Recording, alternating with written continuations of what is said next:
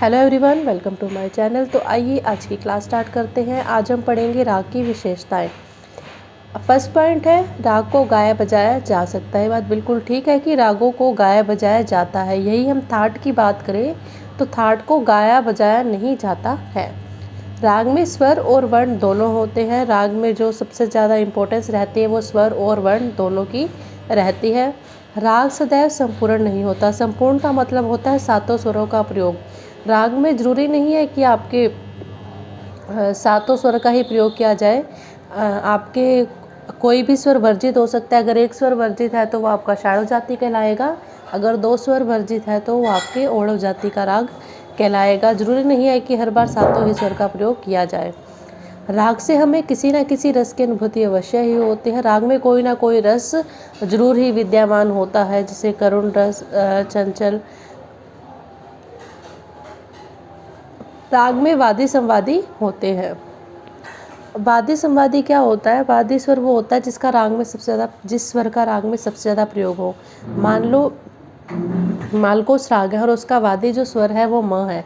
म स्वर का जो मालकोस राग में सबसे ज़्यादा प्रयोग किया जा रहा है, इस कारण से वो मालकोस राग का वादी स्वर है। और यही संवादी की बात करें तो मालकोस राग का जो संवादी स्वर है वो है सा।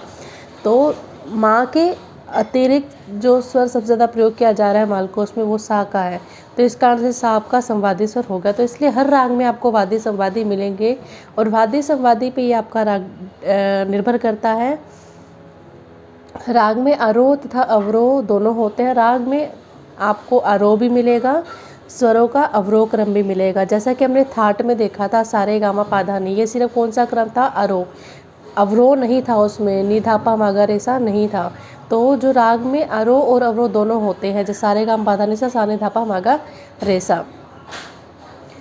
और राग में आपको ये भी पता है कि पकड़ भी होती है। पकड़ क्या होती है? ऐसा स्वर समुदाय होता है जिससे राग की पहचान हो। राग अंग प्रधान होता है, जैसे पूर्वांग अंग हो गया, उत्तरांगवादी अंग हो गया। रागों में किसी भी स्वर के दो रूप इकट्ठे नहीं लगते हैं। दो रूप कैसे? मान लो ग कोमल और ग शुद्ध दोनों का प्रयोग किया जा रहा है, तो ये नहीं है कि ग शुद्ध और ग कोमल एक ही बार में लगेंगे। इसको जो प्रयोग करने का तरीका होगा वो अलग होगा।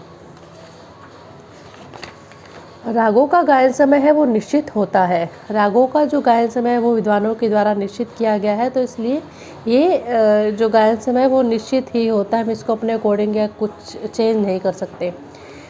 10 पॉइंट है, राग का जन्म है वो थाट से होता है। हर जो राग है, जो भी राग बनेगा वो आपके किससे बनेगा? थाट से।